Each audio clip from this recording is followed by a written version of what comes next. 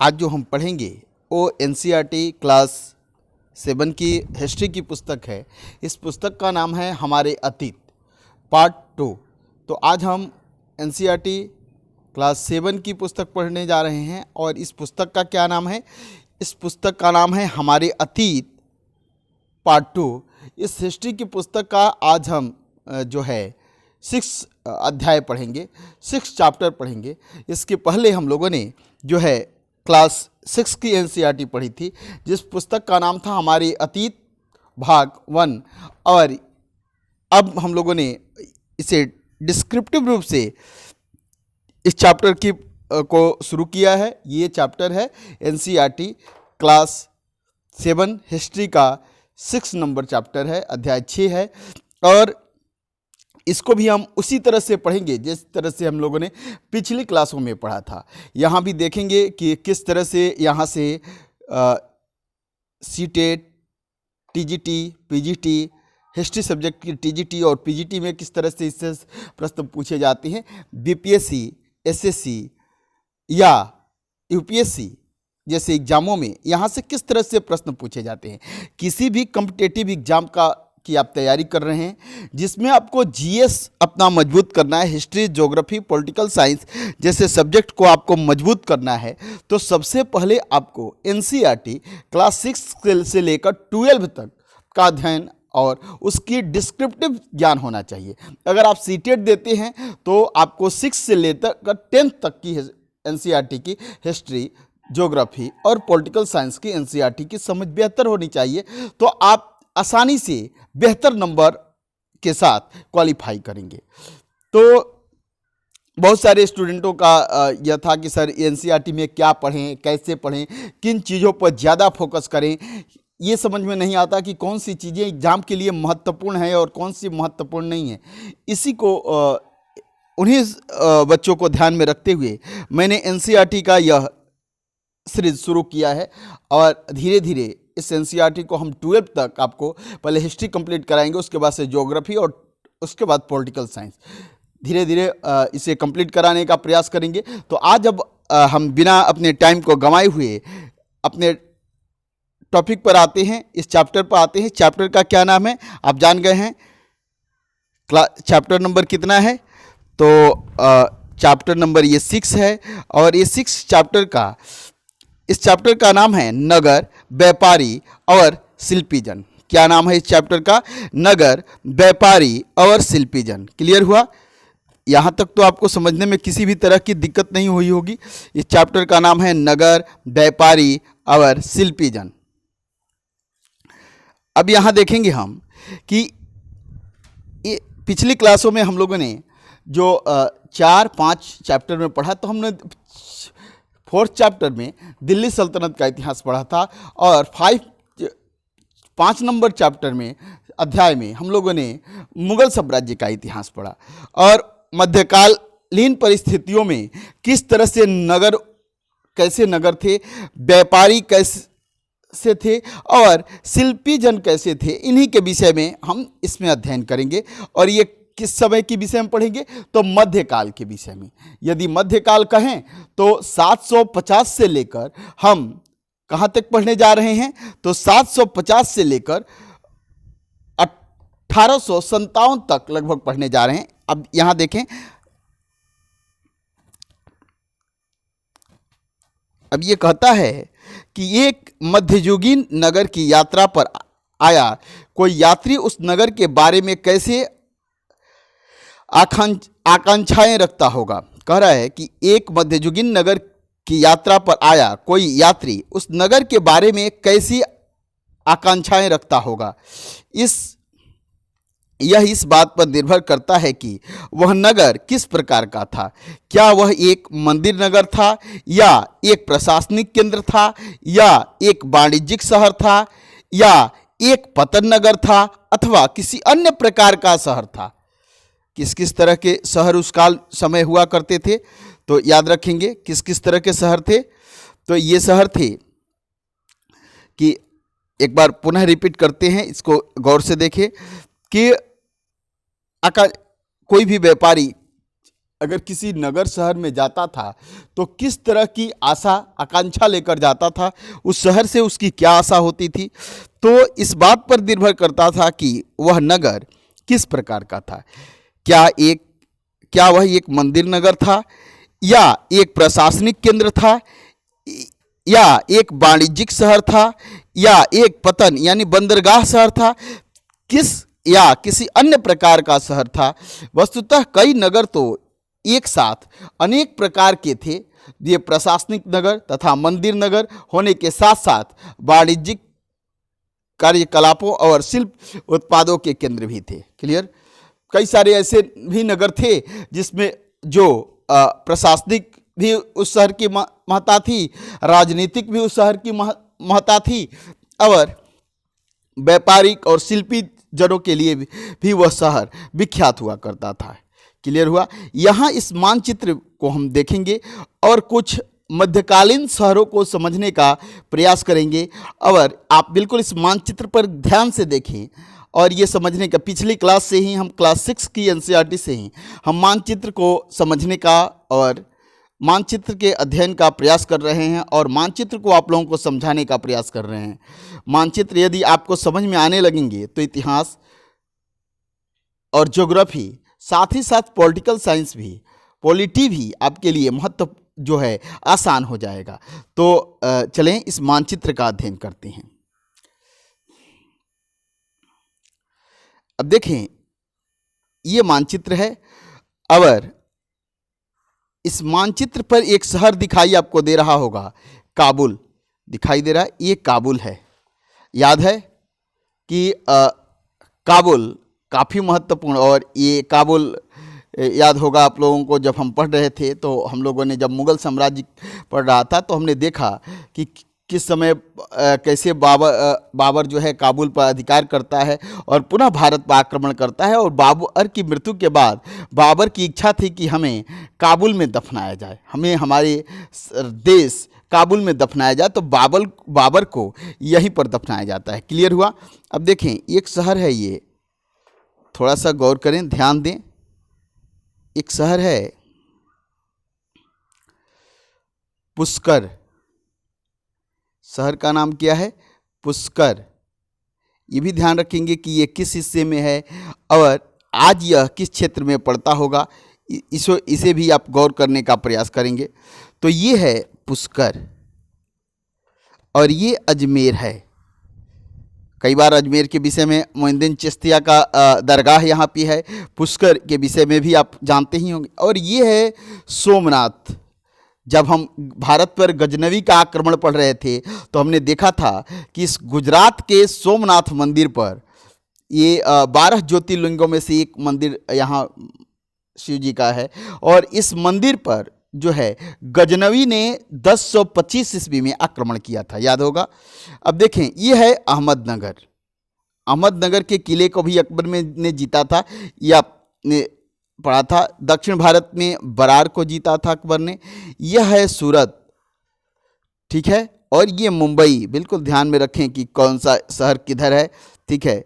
अब ये देखें कि ये है गोलकुंडा और ये है बीजापुर। याद होगा जब हम मुगल साम्राज्य पढ़ रहे थे उस समय हम पढ़ रहे थे कि गोलकुंडा और बीजापुर को किसने जीता था? औरंगजेब ने। कब जीता था? आप कमेंट बॉक्स में मुझे जवाब देंगे कि गोलकुंडा और बीजापुर को औरंगजेब ने कब जीता था। क्लियर। ये बीजापुर है और ये गोलकुंडा है। बीजापुर शहर आप लोगों ने अगर ध्यान दें तो यह 2 नदियों के बीच स्थित है। कौन कौन सी नदी है? ये 2 नदियां हैं। इसके विषय में आप मुझे कमेंट बॉक्स में बताएंगे कि इन दोनों नदियों के मिलकर जो संयुक्त धारा आगे बहती है ये कृष्णा नाम से जानी जाती है। तो आप बताएंगे कि ये कौन सी 2 नदियां हैं जिनके द्वाब क्षेत्र में बीजापुर बसा हुआ है। क्लियर है। इसके बाद हम्पी, कर्नाटक में ये हम्पी का क्षेत्र है, तो इस हम्पी को भी याद रखें। मदुरै कई बार आप लोगों को बताया कि पांड्य, दक्षिण भारत में एक शक्तिशाली 3 राज्य हुआ करते थे, चोल, चेर और पांड्य। तो पांड्यों की राजधानी मदुरै हुआ करती थी। और एक कहानी भी आपको बताया था हमने, कोवलम और कनगी की कहानी, जिसमें कोवलम की पांड्य शासक द्वारा दंड दे दिया जाता है, तो कनकी, उसकी पत्नी कनगी जो है मदुरै शहर को तबाह होने का जो है श्राप दे देती है। उरियरू और तंजावुर, इन शहर के से भी आप परिचित हैं। मद्रास, तिरुपति जी के शहर से ये है महाबलीपुरम, ठीक है। ये मसूलीपट्टनम, इसको बिल्कुल ध्यान से याद रखें। यह कृष्णा नदी के डेल्टा आई क्षेत्र में बसा हुआ है, और कृष्णा नदी के डेल्टा ई क्षेत्र के से यह उत्तर की तरफ बसा हुआ है। पूर्वी तट का यह एक बंदरगाह शहर है। ये है बंगाल की खाड़ी और ये है अरब सागर, ठीक है। ये हिंद महासागर है।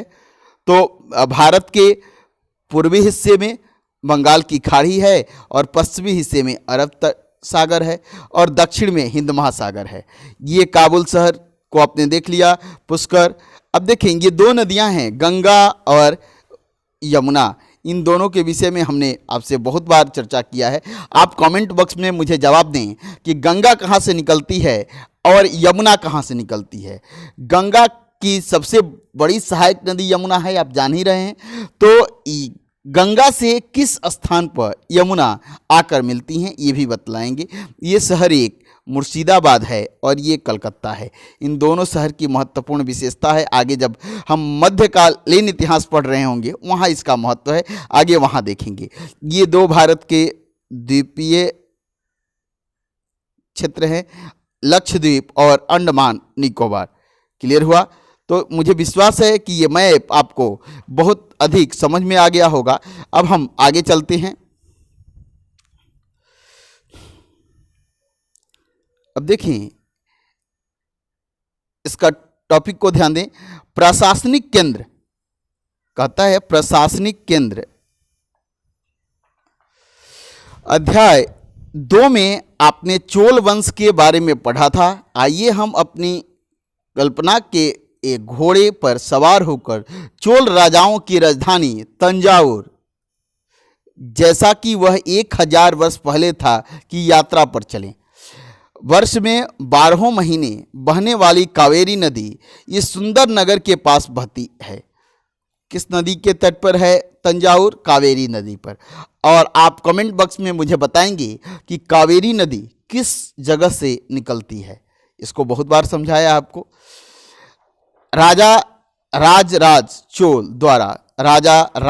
चोल द्वारा निर्मित राजराजेश्वर मंदिर की घंटियां बजती हुई सुनाई देती हैं। लोग नगर के, अब ये प्रश्न पूछता है कि राजराजेश्वर मंदिर किसने बनाया था, तो किसने बनाया था ये सब आपके लिए इतिहास एग्जाम की दृष्टि से महत्वपूर्ण है। राजा राजराज चोल द्वारा राजराजेश्वर मंदिर का निर्माण तंजौर में किया गया था। अब कहता है कि घंटियां सुनाई देती हैं। लोग नगर के वास्तुकार कुंजल मल्लन राजराज पेरुथंचन की वास्तुकला की प्रशंसा करते हुए नहीं थकते। हमें वास्तुकार का नाम इसलिए पता है क्योंकि उसने गर्व से अपने नाम को मंदिर की दीवार पर उत्कीर्ण किया। मंदिर के भीतर एक विशाल शिवलिंग स्थापित है। राजराजेश्वर का मंदिर, आपसे सामान्य सवाल पूछे जाते हैं कि राजराजेश्वर मंदिर का निर्माण किस वंश के शासकों ने किया था, तो क्या कहेंगे कि राजराजेश्वर मंदिर का निर्माण चोल वंश के शासकों ने किया था। चोल वंश का कौन सा शासक राजराजेश्वर मंदिर का निर्माण करता है, तो राजराज जो हैं राजराजेश्वर मंदिर का निर्माण करता है। तीसरा प्रश्न यहां से पूछा जाता है कि राजराजेश्वर मंदिर के देवता कौन है, किस देवता की प्रतिमा इस मंदिर में लगाई गई है, या यह मंदिर किस देवता को समर्पित है, तो शिव देवता को समर्पित है। और देखिए इससे एक प्रश्न है, ये थोड़ा सा डीप प्रश्न है। आपसे यदि किसी बड़े एग्जामों की तैयारी कर रहे हैं तो आपसे पूछेगा कि इस मंदिर का वास्तुकार कौन था। आप प्रश्न में इसका आंसर देंगे कि इस मंदिर का वास्तुकार कौन था। आप कमेंट बॉक्स में कमेंट करें। इस मंदिर के अलावा नगर के अनेक राजमहल हैं। देखिए यहाँ पे जैसे कि आपने सामान्य एग्जाम दिया तो आपसे केवल पूछेगा कि राजराजेश्वर मंदिर किस वंश के राजाओं ने बनवाया था, तो आप बोल देंगे कि चोल वंश के राजाओं ने। ऐसे ही धीरे धीरे इसका स्टैंडर्ड आपके एग्ज़ाम का बढ़ता जाएगा, और जैसे आप सिविल जैसे एग्ज़ाम, यूपीएससी जैसे एग्ज़ाम देती हैं तो इस मंदिर की वास्तुकार पूछे जाएंगे आपसे।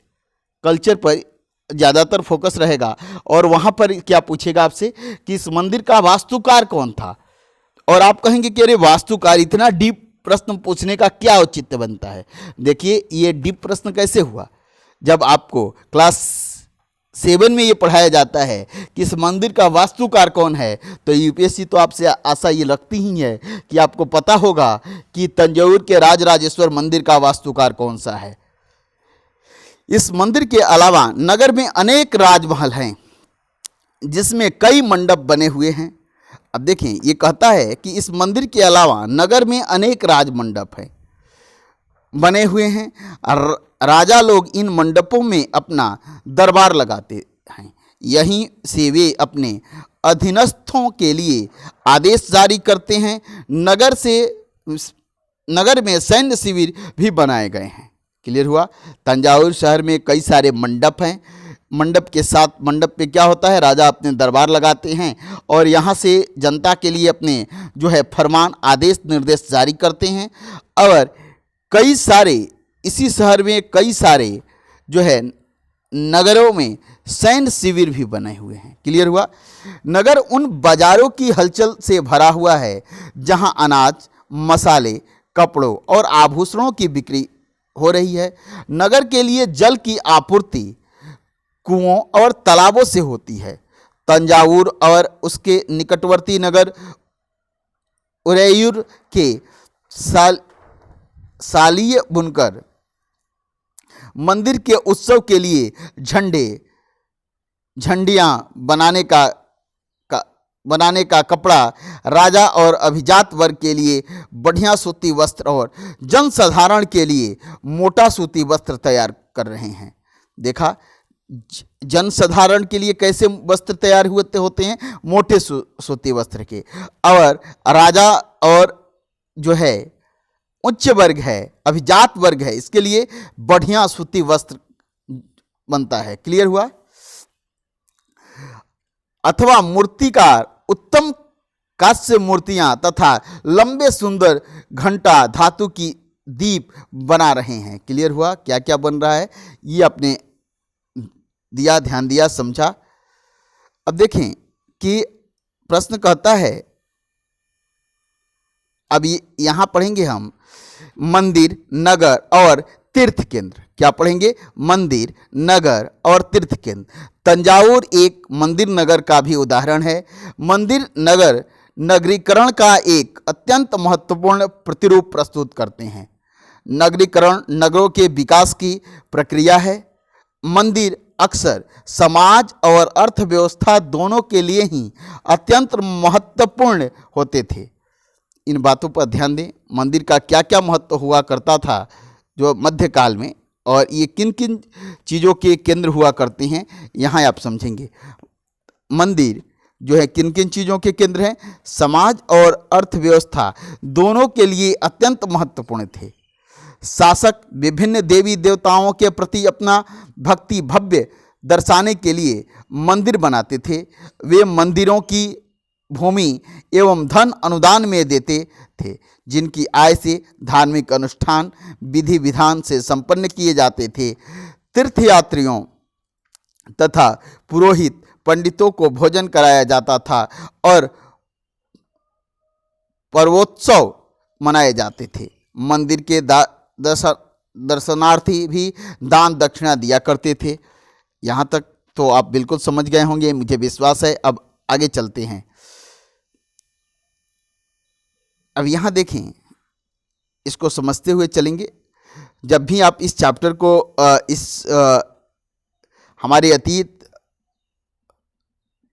भाग 2 देखते होंगे तो हमारी पुस्तक की जो जिल्द है उस पर यही मूर्ति बनी हुई है, कवर पे यही मूर्ति बनी हुई है। अब देखें, कांसा, घंटा धातु और लुप्त मोम तकनीक। याद रखें, ये लुप्त मोम तकनीक स्पेशल है आपके लिए एग्जाम की दृष्टि से। देखें, ये लुप्त मोम तकनीक क्या है, इसके विषय में भी हम समझेंगे। पहले हम इसके विषय में समझें, यहाँ समझें कि ये क्या लिखा हुआ है कि कांसा एक मिश्र धातु है जो तांबे और रंगे टीन, रांगा यानी टीन, तांबा और रांगा यानी टीन के मेल से बनते हैं। बिल्कुल, एक प्रश्न आपका क्लियर हुआ कि कांसा कैसे बनता है। तो टीन और तांबे को जब मिक्स करते हैं तो कांसा का निर्माण होता है। घंटा धातु की रांगे का अनुपात किसी भी अन्य किस्म के कांसे से अधिक होता है। यह घंटे जैसी ध्वनि उत्पन्न करती है। चोलकालीन कांस्य मूर्तियां अध्याय 2 देखें, लुप्त मोम तकनीक से बनाई जाती थीं। चोलकालीन कांस्य मूर्तियां किस तकनीक पर आधारित थी, ये याद रखें, ये एग्जाम के लिए आपके महत्वपूर्ण है। लुप्त मोम तकनीक, इस विधि के अंतर्गत सर्वप्रथम मोम की एक प्रतिमा बनाई जाती थी। इसे चिकनी मिट्टी से पूरी तरह लीप कर सूखने के लिए छोड़ दिया जाता था। तब वह पूरी तरह सूख जाती थी तो उसे गर्म किया जाता था और इसके मिट्टी के आवरण ने एक छोटा सा छेद बनाकर उस छेद के रास्ते सारे पिघले हुए मोम बाहर निकाल लिया जाता था। फिर चिकनी मिट्टी के खाली सांचे में उसी छेद के रास्ते पिघली हुई धातु भर दी जाती थी। जब वह धातु ठंडी होकर ठोस हो जाती तो चिकनी मिट्टी के आवरण को सावधानी पूर्वक हटा दिया जाता था और उसमें से निकली प्रतिमा को साफ करके चमका दिया जाता था। अब आपको ये समझ में आ गया होगा कि लुप्त मोम तकनीकी क्या है। इस तकनीकी के माध्यम से एक मोम की प्रतिमा बनाई जाती और उस मोम की प्रतिमा को पूरी तरह से चिकनी मिट्टी से लेप कर दिया जाता और चिकनी मिट्टी से लेप करने के बाद जो है उसे सूखने के लिए छोड़ दिया जाता। जब यह सूख जाता तो उस को गर्म करके उस मोम को पिघला दिया जाता और कहीं से उस मिट्टी में एक छेद करके मोम को निकाल दिया जाता और पुनः जिस रास्ते से मोम को निकाला गया उसी छिद्र के माध्यम से उसमें जो है पुनः जो है पिघला हुआ जो कांसा होता था उसे डाल दिया जाता था और सूखने के बाद इस मिट्टी की परत को हटाकर उसे पॉलिश कर दिया जाता था। ठीक है, और इस तरह से मूर्ति का निर्माण हो जाता था। इस विधि को क्या कहते हैं? लुप्त मोम तकनीकी। बिल्कुल याद हो गया होगा। अब आगे चलते हैं। अब देखें हम कि मंदिर के कर्ता धर्ता मंदिर के धन को व्यापार एवं साहूकारी में लगाते थे। समय के साथ बड़ी संख्या में पुरोहित, पुजारी, कामगार, शिल्पी, व्यापारी आदि मंदिर तथा उसके दर्शनार्थियों एवं तीर्थयात्रियों की आवश्यकताओं को पूरा करने के लिए मंदिर के आसपास बसते गए। इस प्रकार मंदिर नगरों का विकास हुआ। इसी रीति में मंदिरों के चारों ओर अनेक नगर का आविर्भाव हुआ। जैसे मध्य प्रदेश में भिल्ल स्वामिन भिलास या विदिशा और भिल्ल स्वामिन किसको कहते हैं? भिलसा या विदिशा को हम भिल्ल स्वामिन कहते हैं। और गुजरात में सोमनाथ। कुछ अन्य महत्वपूर्ण मंदिर नगर तमिलनाडु में कांचीपुरम और मदुरै, आंध्र प्रदेश में तिरुपति जैसे मंदिर नगरों के उदाहरण हैं। तीर्थस्थल भी धीरे धीरे नगरों के रूप में विकसित हो गए। वृंदावन उत्तर प्रदेश और तिरुवन्नमलाई तमिलनाडु ऐसे नगरों के दो उदाहरण हैं। अजमेर राजस्थान 12वीं शताब्दी में चौहान राजाओं की राजधानी थी और आगे चलकर मुगलों के शासन में वह सूबा मुख्यालय बन गया। यह नगर धार्मिक सह अस्तित्व का एक उत्कृष्ट उदाहरण प्रस्तुत करता है। सुप्रसिद्ध सूफी संत ख्वाजा मोइनुद्दीन चिश्ती, इनके विषय में हम अध्याय 8 में पढ़ेंगे। यहाँ 12वीं शताब्दी में बस गए थे और उनके दर्शनार्थी एवं श्रद्धालु सभी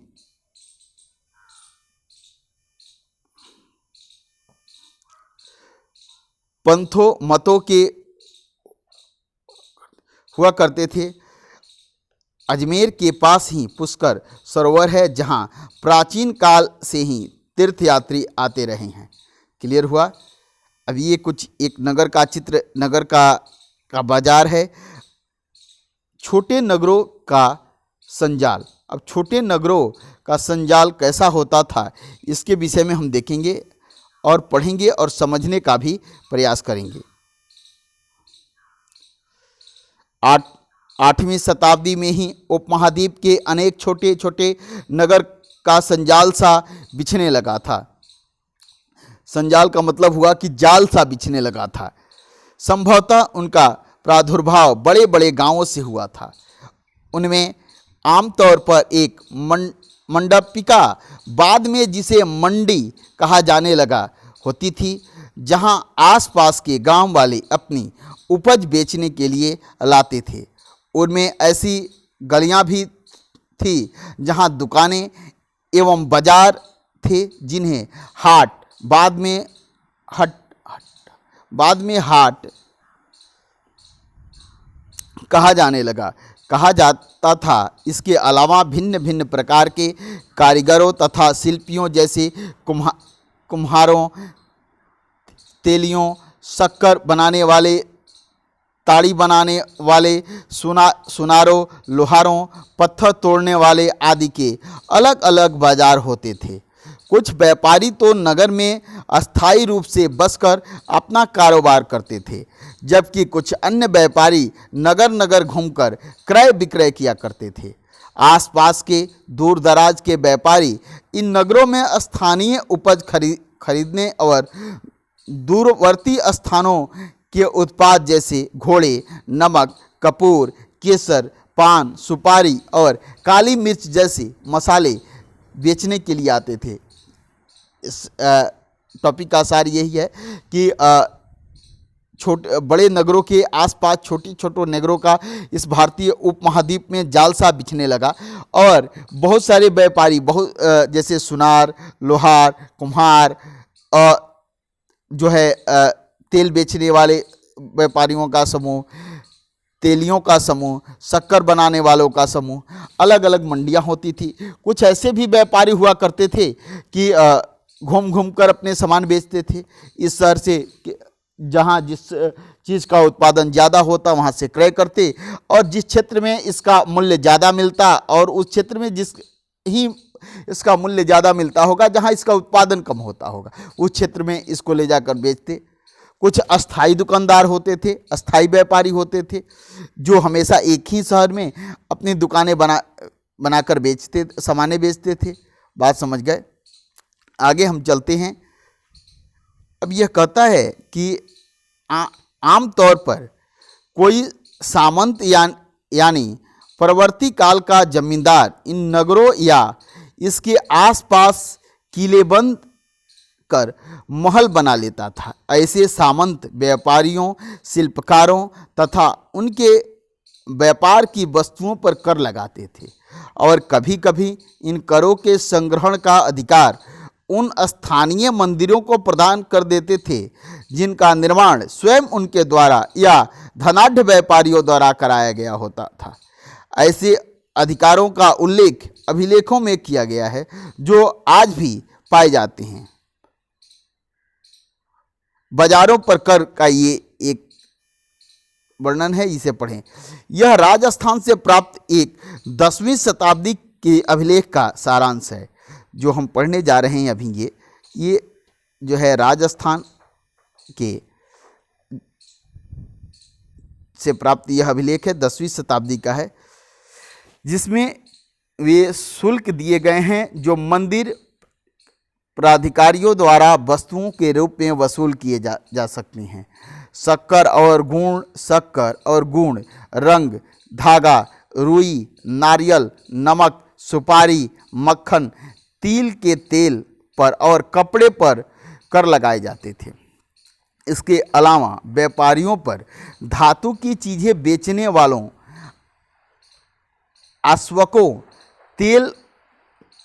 तेल, पशु चारे और अनाज के बोरे पर भी कर लगाए जाते थे। इनमें से कुछ कर तो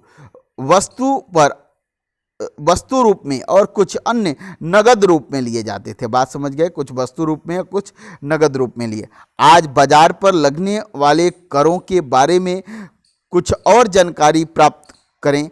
इन्हें कौन इकट्ठा करता है, वे किस प्रकार वसूल किए जाते हैं और उनका प्रयोग कैसे किस काम में के लिए होता है, ये आप बताएंगे। अब हम आगे चलते हैं। यह बड़े और छोटे व्यापारी कई प्रकार के हुआ करते थे। उनमें बंजारे लोग, देखिए 7 पे हम बंजारों के विषय में पढ़ेंगे, भी शामिल थे। कई व्यापारी, विशेष रूप से घोड़ों के व्यापारी, अपने संघ बनाते थे। जो घोड़े के व्यापारी थे ये एक संघ बनाया करते थे। कई व्यापारी विशेष बनाते थे जिनका एक मुखिया होता था, और इस मुखिया होता था वह मुखिया उनकी ओर से घोड़े खरीदने के इच्छुक योद्धाओं से बातचीत करता था। क्लियर हुआ? जैसे घोड़े के जो व्यापारी होते थे, इन व्यापारियों का एक मुखिया होता था। यदि कोई योद्धा घोड़ा खरीदने आता तो यह व्यापारियों का मुखिया उस व्यक्ति से बात करता था। क्लियर हुआ? चूँकि व्यापारियों को अनेक राज्यों तथा जंगलों से होकर गुजरना पड़ता था, इसीलिए वे आमतौर पर काफिले बनाकर एक साथ यात्रा करते थे और अपने हितों की रक्षा के लिए व्यापार संघ ग्रिड बनाते थे। क्लियर हुआ? ग्रिड क्या है? तो व्यापारियों का संघ है। क्यों? क्या है कि अक्सर जो स्वार्थवाह व्यापारी थे, यानी जो साथ रहकर व्यापार यात्रा करते थे, तो वह अपनी मजबूती के लिए एक संघ बनाते थे। क्लियर? जैसे जंगलों से या कई राज्यों से होकर गुजरना पड़ता होगा, तो उन पर कोई चोर अटैक न कर दे, कोई उनके मालों को हड़प न ले, इसके लिए वो एक संघ बनाते थे अपनी मजबूती के लिए, और साथ मिलकर एक काफिले में चलते थे। और इस संघ को क्या कहते थे? तो गिल्ड कहते थे। क्या कहते थे? इस संघ को गिल्ड कहते थे। क्लियर हुआ? याद रखेंगे, ये प्रश्न आपसे खूब पूछे जाते हैं एग्जामों में। जब भी आप किसी पीसीएस, यूपीपीसीएस या यूपीएससी का एग्जाम दे रहे होंगे, तो ये प्रश्न अक्सर पूछे जाते हैं कि ये गिल्ड क्या थे। मध्यकाल में गिल्ड क्या किसे कहते थे? तो यह व्यापारियों के संघ को मध्यकाल में हम गिल्ड कहते थे। कैसे व्यापारियों का संघ? जो घूम घूम कर अपनी सामानों को बेचते थे। इसमें ज़्यादातर जो है घोड़े के व्यापारी इसमें शामिल होते थे, और ये एक काफिले के साथ चलते थे और अपनी मजबूती के लिए एक संघ बनाते थे। क्लियर हुआ? गिल्ड का निर्माण क्यों करते थे? यदि आपसे प्रश्न पूछा जाए डिस्क्रिप्टिव रूप से, तो आप इसका जवाब देने में मुझे विश्वास है कि अब सक्षम हो गए होंगे। क्लियर है? आगे चलते हैं। अब यहां देखें,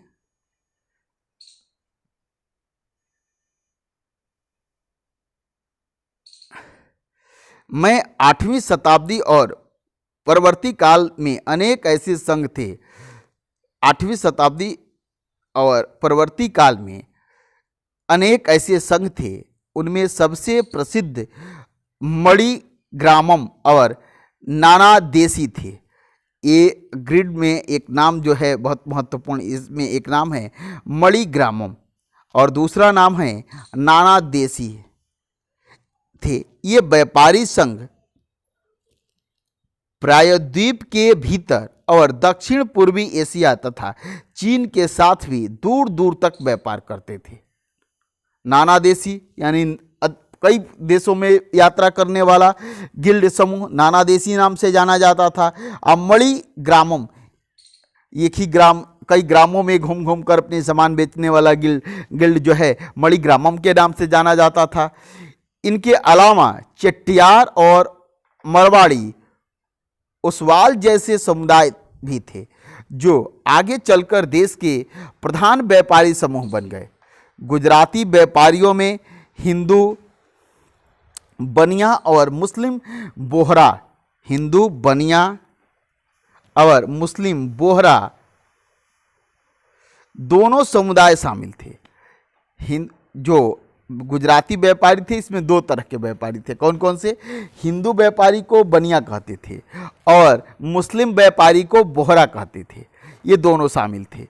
वे दूर दूर तक लाल सागर के मध्य के बंदरगाहों पर बंदरगाहों व फारस की खाड़ी, पूर्वी अफ्रीका, दक्षिणी पूर्व एशिया तथा चीन से व्यापार करते थे और इन पतनों में कपड़े और मसाले बेचते थे और बदले में अफ्रीका से सोना और हाथी दांत एवं दक्षिण पूर्व एशिया और चीन से मसाले, टीन, मिट्टी के नीले बर्तन और चांदी लाते थे। क्लियर हुआ? किस किस चीज का व्यापार करते थे? पूर्वी अफ्रीका, दक्षिणी पूर्व एशिया तथा चीन में व्यापार करते थे। वे इन पतनों में कपड़े और मसाले बेचते थे। क्या बेचते थे? कपड़े और मसाले भारत से ले जाकर वहां बेचते थे और बदले में अफ्रीका से सोना और हाथी के दांत क्या लाते थे? ये याद रखेंगे आप, इसकी सूची एक बना लेंगे कि भारतीय व्यापारी किन चीज़ों को और किन किन क्षेत्रों में बेचते थे और किन चीज़ों का, तो बेचना का मतलब हुआ कि निर्यात करते थे। भारत से मसाले और कपड़ों का निर्यात हो रहा था। अब अफ्रीका से ये गोल्ड लाते थे। क्या लाते थे? गोल्ड लाते थे, हाथी दांत लाते थे। दक्षिण पूर्वी एशिया और चीन से मसाले, टीन, मिट्टी के नीले बर्तन और चांदी लाते थे। पश्चिमी तट के नगरों में अरबी, फारसी, चीनी, यहूदी और सीरियाई ईसाई बस गए थे। लाल सागर के बंदरगाहों में बेचे जाने वाले भारतीय मसाले और कपड़े इतालवी व्यापारियों द्वारा खरीदे जाते थे और वहां से वे उन्हें आगे यूरोपीय बाजारों में पहुंचाते थे। उनसे व्यापार में बहुत लाभ होता था। उष्णकटिबंधीय जलवायु में उगाए जाने वाले मसाले, काली मिर्च, दालचीनी। अब ये यहाँ एक और भी बात समझें कि किस तरह की जलवायु में ये मसाले उगते हैं? उष्णकटिबंधीय जलवायु में, ठीक है, उगाए जाने क्या? काली मिर्च, दालचीनी, जायफल, सौंठ आदि यूरोपीय बाजारों के ये महत्वपूर्ण अंग बन गए थे। भारतीय सूती कपड़ा बहुत लुभावना होता था। ये चीज़ें ही यूरोपीय व्यापारियों को भारत तक खींच लाई। समय के साथ साथ व्यापार और नगरों का रूप किस प्रकार बदला, इसके बारे में हमें शीघ्र आगे पढ़ेंगे। काबुल, अब काबुल के विषय में कुछ जानकारी एकत्र करेंगे।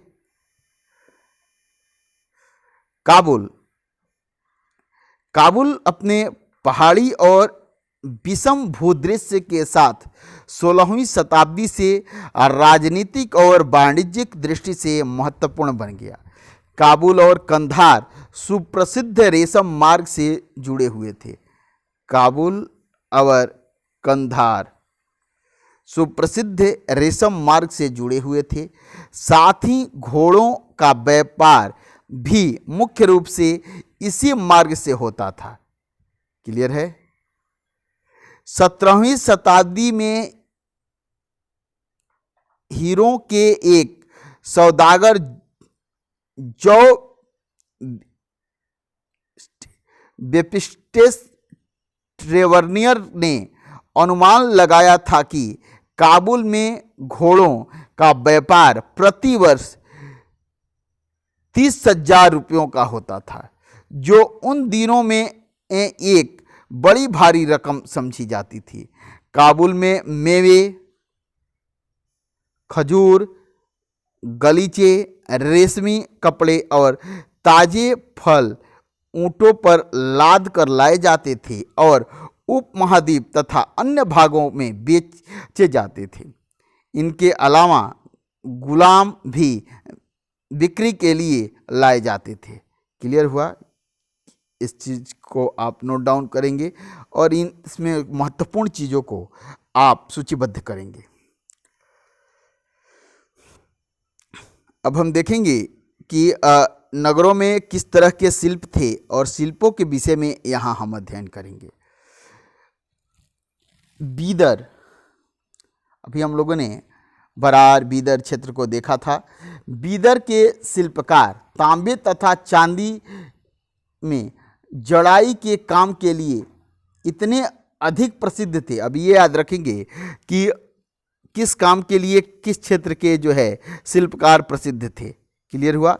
ये बात आपको याद रखनी होगी कि किस काम के लिए किस क्षेत्र के शिल्पकार विशेषज्ञ थे। तो बीदर के शिल्पकार तांबे और चांदी में जड़ाई के काम के लिए इतने प्रसिद्ध थे कि इस शिल्प का नाम ही बीदरी पड़ गया। क्या पड़ गया? बीदरी पड़ गया। पांचाल अर्थात विश्वकर्मा समुदाय, जिसमें सुनार, कसेरे, लोहार, राजमिस्त्री और बढ़ई शामिल थे। इनको क्या कहते थे? पंचाल। पंचाल में कौन कौन से थे? तो सुनार, कसेरे, लोहार और राजमिस्त्री और बढ़ई शामिल थे। मंदिर के निर्माण के लिए आवश्यक थे। इसके अलावा वे राजमहलों, बड़े बड़े भवनों, तालाबों, जलाशयों के निर्माण में भी अपने महत्वपूर्ण भूमिका अदा करते थे। इसी प्रकार सालियार या कैकोलार जैसे बुनकर भी समृद्धशाली समुदाय बन गए थे और वे मंदिरों को भारी दान दक्षिणा दिया करते थे। वस्त्र निर्माण से संबंधित कुछ अन्य कार्य थे। कपास को साफ करना, काटना और रंगना भी स्वतंत्र व्यवसाय बन गए थे, जिसके लिए विशेषज्ञता की आवश्यकता होती थी। क्लियर हुआ? अब आगे चलें। ये देखें,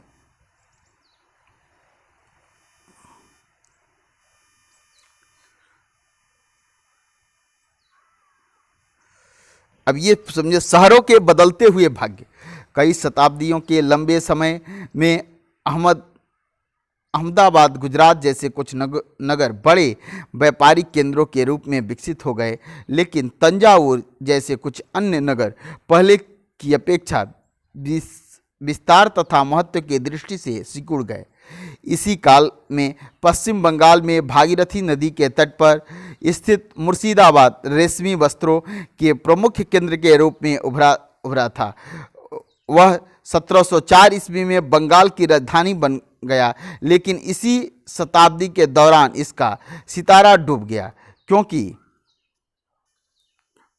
वहाँ के बुनकर इंग्लैंड के मिलों से बनकर आए सस्ते कपड़े के साथ प्रतियोगिता में टिक नहीं सके। क्लियर हुआ? अब देखें, यहाँ हम पढ़ेंगे हम्पी, मसूलीपट्टनम और सूरत नदी के एक नगर। हम्पी की वास्तुकला का सौंदर्य। हम्पी नगर कृष्णा और तुंगभद्रा नदियों के बीच में स्थित है। तो आपने देखा था कि एक कृष्णा नदी थी। कृष्णा और तुंगभद्रा दो नदियां मिलकर कृष्णा के नाम से बहती थीं। तो हम्पी कृष्णा और तुंगभद्रा नदियों के घाटी में स्थित है। यह नगर 1336 में स्थापित विजयनगर साम्राज्य का केंद्र हुआ करता था। याद होगा 1336 में विजयनगर राज्य की स्थापना हरिहर और भूका नामक दो भाइयों ने किया था।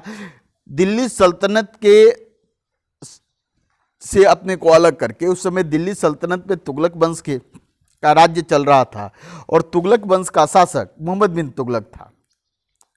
मोहम्मद बिन तुगलक के काल में हरिहर और भूका ने विद्रोह किया और जो है एक नए राज्य की स्थापना की, जो हिंदू राज्य था, जिसे इतिहास में हम विजयनगर साम्राज्य के नाम से जानते थे और इसकी राजधानी हम्पी हुआ करती थी। हम्पी के शानदार खंडहरों से पता चलता है कि उस शहर की किलेबंदी उच्च कोटि की थी। किले की दीवारों के निर्माण में कहीं भी गारे चूने जैसे किसी भी जोड़ने वाले मसाले का प्रयोग नहीं किया गया था और शिलाखंडों को आपस में फंसाकर गूंथ दिया गया था। समझे कितना महत्वपूर्ण है। किसी भी तरह का जो है उसकी दीवारों की चिनाई के लिए किसी भी तरह का जैसे गारे सूखे से जोड़ते थे, वैसा नहीं, इस तरह से इस पत्थरों को फंसाकर एक दूसरे में जोड़ दिया गया था कि यह काफ़ी मजबूती से एक दूसरे को पकड़े हुए थे। अब आगे देखते हैं। एक विशाल किलेबंद नगर, किसके विषय में पढ़ रहे हैं यहाँ? एक विशाल किलेबंद नगर। अब देखें, एक पुर्तगाली यात्री डोमिंगो पेज से 16वीं शताब्दी में हम्पी नगर का वर्णन किया है।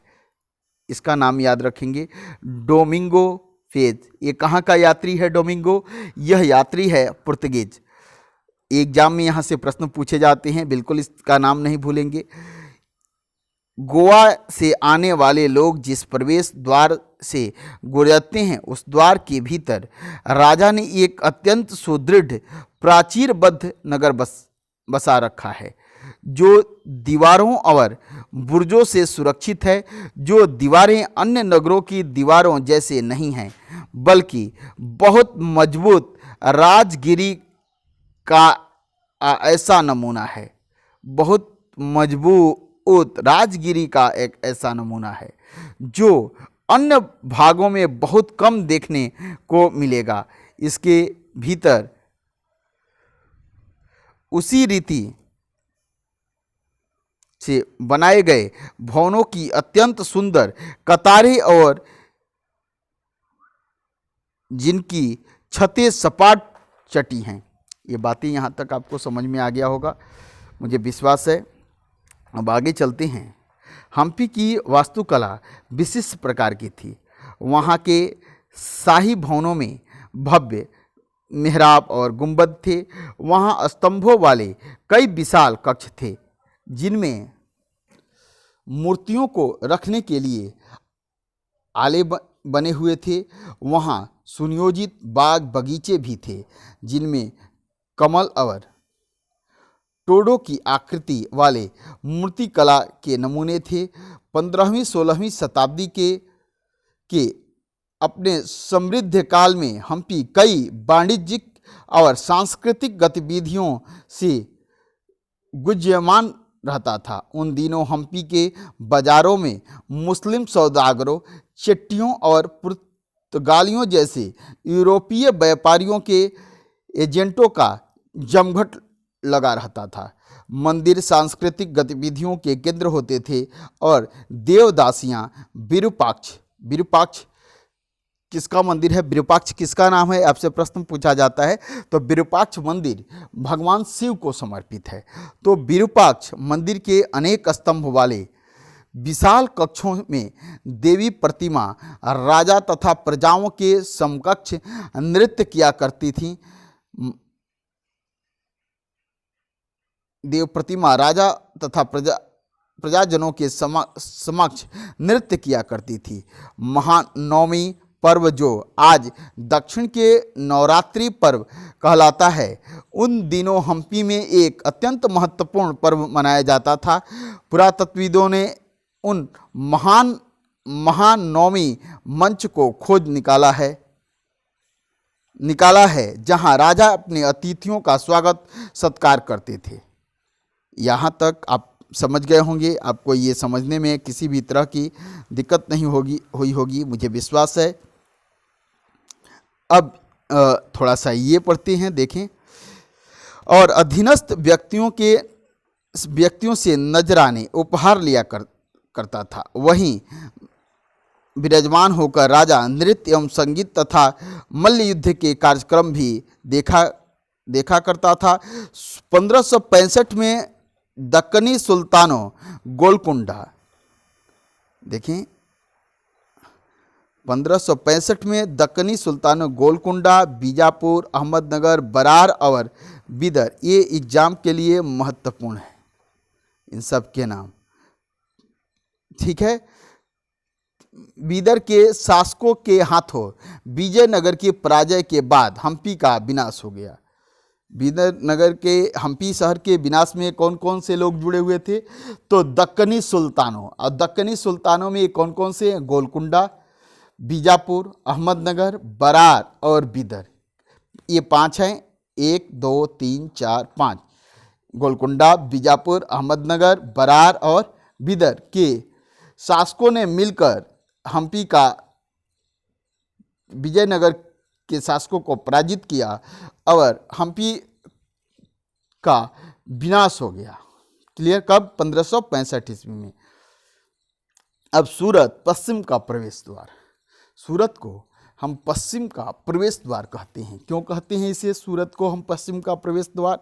तो सूरत मुगल काल में कैम्बे, आज के खंभात, कैम्बे किसका नाम है? आज खंभात की खाड़ी को पहले कैम्बे की खाड़ी कहते थे। तो कैम्बे, खंभात और कुछ समय के बाद अहमदनगर के साथ साथ गुजरात से पश्चिमी व्यापार का वाणिज्य केंद्र, गुजरात में पश्चिमी व्यापार का वाणिज्य केंद्र बन गया। कौन? सूरत और अहमदनगर। सूरत ओरमुज की खाड़ी से होकर पश्चिमी एशिया के साथ व्यापार करने के लिए मुख्य द्वार था। सूरत को मक्का का प्रस्थान द्वार भी कहा जाता था, क्योंकि बहुत से हज यात्री जहाज से यहीं से रवाना होते थे। क्लियर हुआ? कहाँ से रवाना होते थे? तो सूरत से। तो मक्का का प्रस्थान द्वार भी इसे कहते थे। क्लियर हुआ? सूरत एक सर्वदेशीय नगर था, जहाँ सभी जातियों और धर्मों के लोग रहते थे। 17वीं शताब्दी में यहाँ पुर्तगाली, डच और अंग्रेजों के कारखाने एवं माल गोदाम थे। अंग्रेज इतिहासकार ओबी गंटन ने 1689 में सूरत बंदरगाह का वर्णन करते हुए लिखा है कि किसी भी एक वक्त पर भिन्न भिन्न देशों के औसतन 100 जहाज इस बंदरगाह पर लंगर डाले खड़े देखे जा सकते थे। सूरत में ऐसी अनेक दुकानें भी थीं जो सूती कपड़ा, थोक और फुटकर कीमतों पर बेची जाती थी। सूरत के वस्त्र अपने सुनहरे गोटा किनारियों, जरी के लिए प्रसिद्ध थे और उनके लिए पश्चिमी एशिया, अफ्रीका और यूरोप बाजार उपलब्ध थे। राज्य ने विश्व के सभी भागों में से नगर में आने वाले लोगों की आवश्यकताओं को पूरा करने के लिए अनेक विश्राम गृह बना रखे थे। वहाँ भव्य भवन और असंख्य मनोरंजक स्थल थे। सूरत में काठियावाड़ी सेठों तथा महाजनों की बड़ी बड़ी साहूकारी कंपनियां थीं। उल्लेखनीय है कि सूरत से जारी की गई हुंडियों को दूर दूर तक मिस्र में काहिरा, इराक में बसरा और बेल्जियम में एंटवर्प के बाजारों में मान्यता प्राप्त थी। क्लियर? यहाँ तक समझ लिए आप? अब देखेंगे कि किंतु 17वीं शताब्दी के अंतिम कार्यों में सूरत का भी अधपतन प्रारंभ हो गया और इसके कई कारण थे, जिसके विषय में हम अगली क्लास इसमें देखेंगे और इसे जारी रखें। ये बातें आप अभी तक समझ गए होंगे, मुझे विश्वास है। अब आगे चलते हैं हम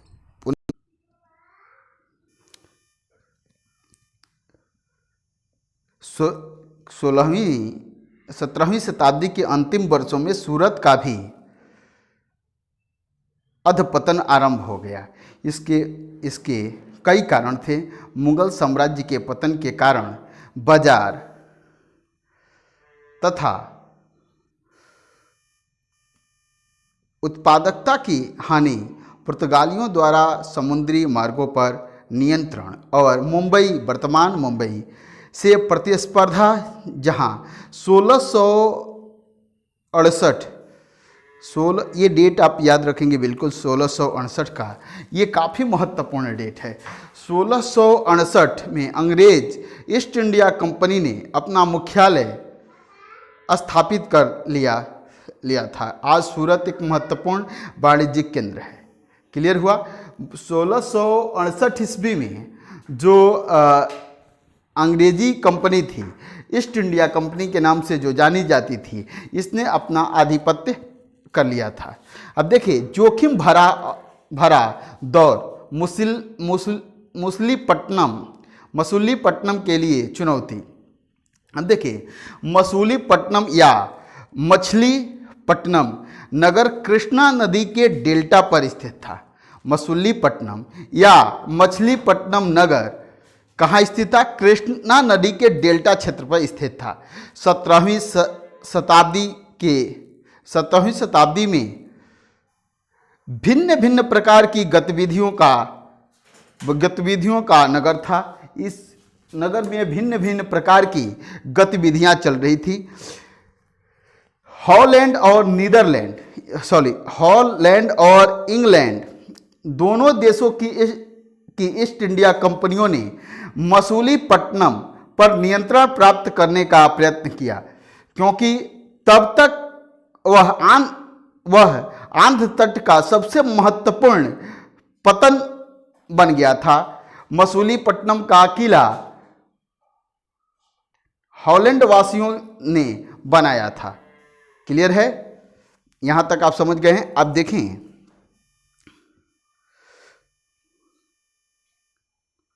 कह रहा है कि मछुआरों का एक गरीब नगर। किसका? मछुआरों का एक गरीब नगर।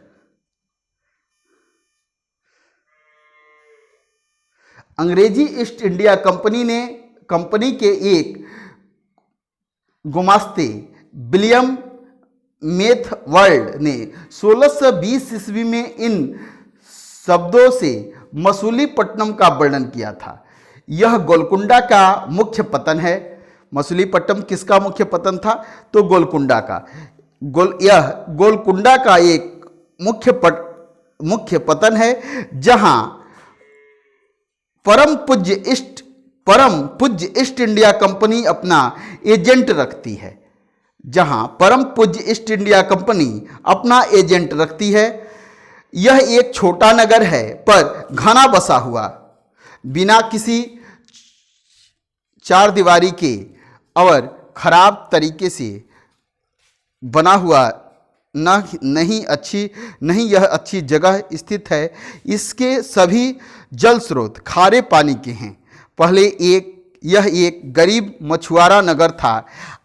आगे चलकर जहाज़ों के लिए लंगर डालने की सुविधा हो गई, जिससे व्यापारी लोग यहाँ रहने लगे। और चूंकि हमारे तथा हॉलैंड के निवासी यहाँ इस तट पर आते जाते रहते हैं, यह उनके लिए निवास की व्यवस्था करता है। क्लियर हुआ? अब आगे चलते हैं। गोलकुंडा के कुतुब शाही। अब ये प्रश्न पूछता है, आपने देखा गोलकुंडा पर कौन से राज्य, किस वंश का राज था? तो कुतुब शाही शासकों ने कपड़े, मसालों और अन्य चीज़ों की बिक्री पर शाही एकाधिकार लागू किया, जिससे कि वहाँ का व्यापार पूरी तरह ईस्ट इंडिया कंपनी के हाथों में न चला जाए। विभिन्न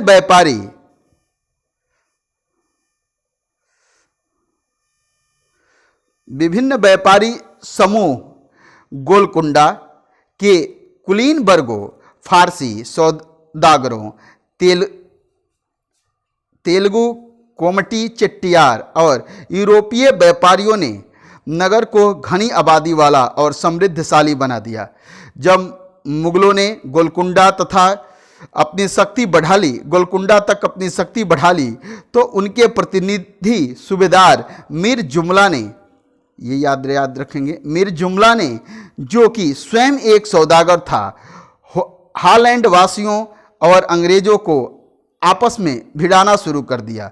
1686-87 में मुगल बादशाह औरंगजेब ने गोलकुंडा को मुगल साम्राज्य में मिला लिया। ये डेट भी याद रखेंगे कि 1686-87 में औरंगजेब ने गोलकुंडा को मुगल साम्राज्य में मिला लिया। अब यूरोपीय कंपनियों के सामने अन्य विकल्प ढूंढने की समस्या आ खड़ी हुई। कंपनी की नई नीति के अंतर्गत केवल इतना ही पर्याप्त नहीं था कि पतन भीतरी प्रदेश के उत्पादन केंद्रों के साथ संबंध बनाए रखे, बल्कि इस बात की भी आवश्यकता महसूस की गई कि कंपनी के नए केंद्र एक साथ राजनीतिक, प्रशासनिक तथा वाणिज्यिक भूमिकाएं भी अदा करें। जब कंपनी के व्यापारी बम्बई वर्तमान मुंबई, कलकत्ता वर्तमान कोलकाता और मद्रास वर्तमान चेन्नई, ये सभी पुराने नाम हैं। जैसे बम्बई ये पुराना नाम है किसका? मुंबई का। कलकत्ता किसका पुराना नाम है? कोलकाता का। और मद्रास जिसका वर्तमान नाम क्या है? चेन्नई। चेन्नई का पुराना नाम क्या था? मद्रास। चले गए। तब मसूलीपट्टनम अपने व्यापार और समृद्धि दोनों ही खो बैठा और 18वीं शताब्दी के दौरान उसका अधपतन हो गया और आज वह एक छोटी सी जीर्ण शीर्ण नगर से अधिक कुछ नहीं है। क्लियर हुआ? ये याद रखेंगे। मुंबई का प्राचीन नाम बम्बई था, कोलकाता का प्राचीन नाम कलकत्ता था और चेन्नई का प्राचीन नाम मद्रास हुआ करता था। क्लियर हुआ? नए नगर और व्यापारी 16वीं और 17वीं शताब्दी के में यूरोप के देश व्यापारिक उद्देश्यों से मसालों और कपड़ों की तलाश में लगे हुए थे, जो यूरोप और पश्चिमी एशिया दोनों जगह लोकप्रिय हो गए थे। अंग्रेजों, हॉलैंड वासियों और फ्रांसीसियों ने पूर्व में अपनी वाणिज्यिक गतिविधियों का विस्तार करने के लिए अपनी ईस्ट इंडिया कंपनी बनाई। प्रारंभ में तो मुल्ला अब्दुल गफूर और विरजी वोहरा जैसे कुछ बड़े भारतीय व्यापारियों ने, जिनके पास बड़ी संख्या में जहाजें थीं, उनका मुकाबला किया, किंतु यूरोपीय कंपनियों ने समुद्री व्यापार पर अपना नियंत्रण स्थापित करने के लिए अपनी नौसेना शक्ति का प्रयोग किया और भारतीय व्यापारियों को अपने एजेंट के रूप में कार्य करने के लिए मजबूर कर दिया। अंततः अंग्रेज उपमहाद्वीप ने सर्वाधिक सफल वाणिज्यिक एवं राजनीतिक शक्ति के रूप में उभरकर स्थापित हो गए। वस्त्रों जैसी वस्तुओं की मांग में तेजी आ जाने से अधिकाधिक लोगों ने कताई, बुनाई, धुलाई, रंगाई आदि का धंधा अपना लिया। इससे इन शिल्पियों का बहुत विस्तार हुआ। भारतीय वस्त्रों के रूप में रंग और डिजाइन अधिकाधिक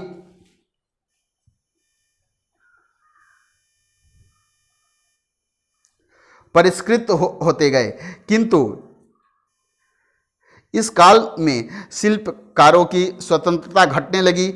शिल्पी जन पेशीगी की प्रणाली पर काम करने लगे, जिसका अर्थ यह था कि उन्होंने जिन यूरोपीय एजेंटों से पहले ही पेशगी ले ली थी, उन्हीं के लिए उन्हें कपड़ा बुनना होता था।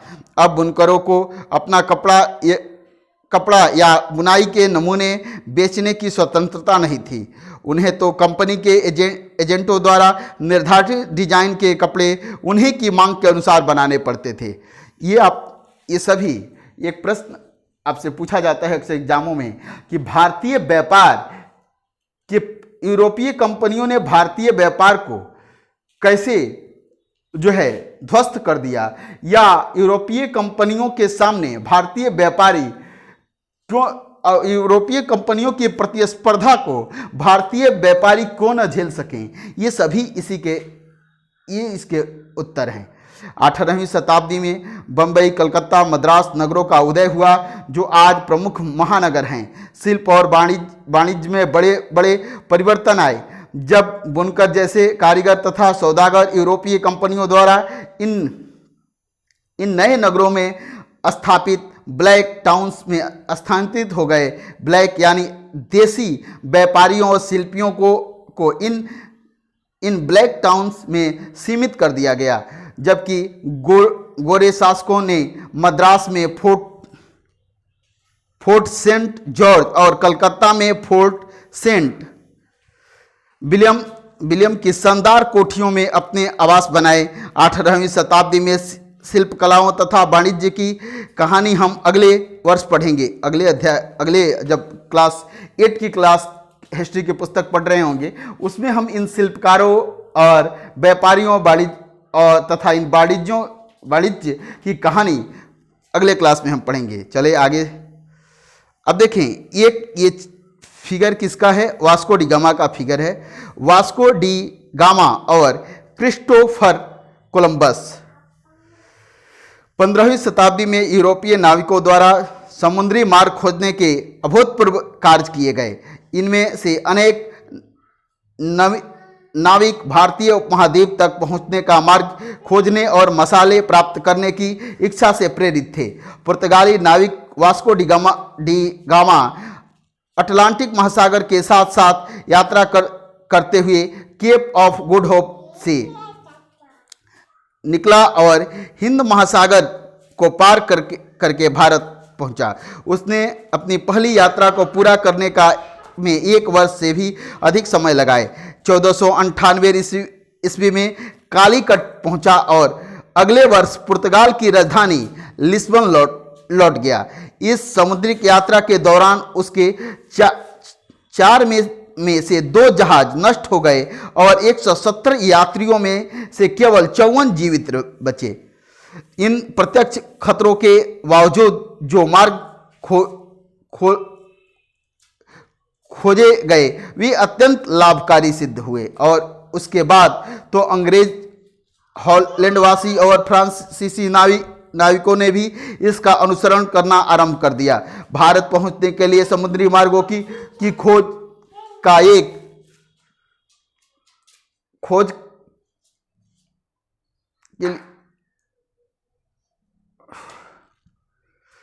एक अन्य सुपरिणाम निकला जिसकी किसी को आशा नहीं थी। एक इटली वासी क्रिस्टोफर कोलंबस ने भारत पहुंचने का मार्ग खोजने के लिए अटलांटिक महासागर को पार करके पश्चिम की ओर यात्रा करने का निश्चय किया। उसका सोचना था कि चूंकि पृथ्वी गोल है, इसीलिए वह पश्चिम की ओर से भी भारत पहुंच सकता है।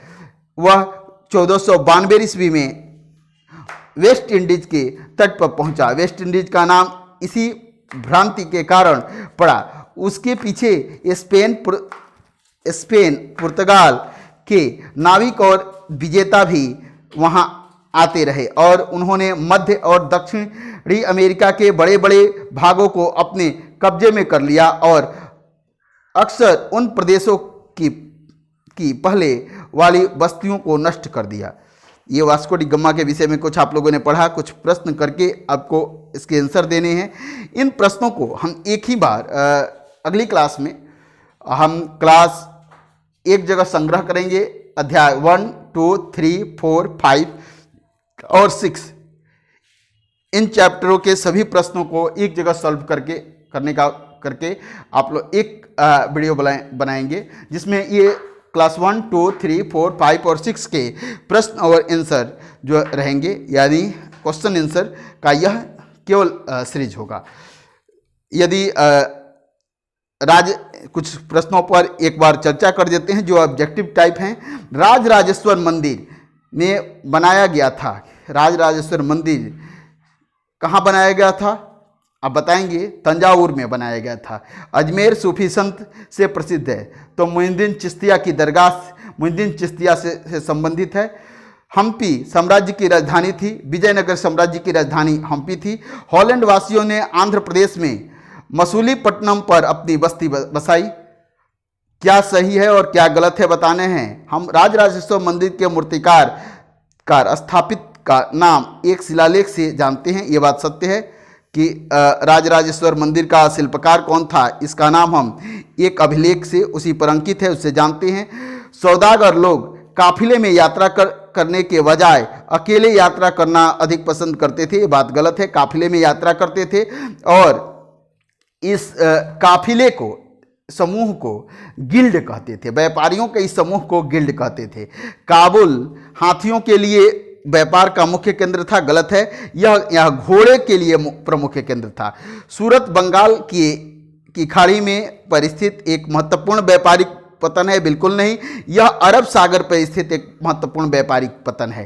तंजावुर नगर को जल की आपूर्ति कैसे की जाती थी, यह प्रश्न आप बताएंगे मुझे। मद्रास जैसे बड़े नगरों में स्थित ब्लैक टाउन में कौन रहता था, तो भारतीय जो शिल्पकार थे वो ब्लैक टाउन वाले एरिया में रहा करते थे। क्लियर, यहां तक आप समझ गए हैं।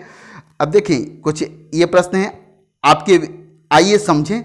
आपके विचार में मंदिरों के आसपास नगर क्यों विकसित होते थे, आप इसका आंसर देंगे। मंदिरों के निर्माण तथा उसके रखरखाव के लिए शिल्पी कितने महत्वपूर्ण थे, ये भी आप बताएंगे।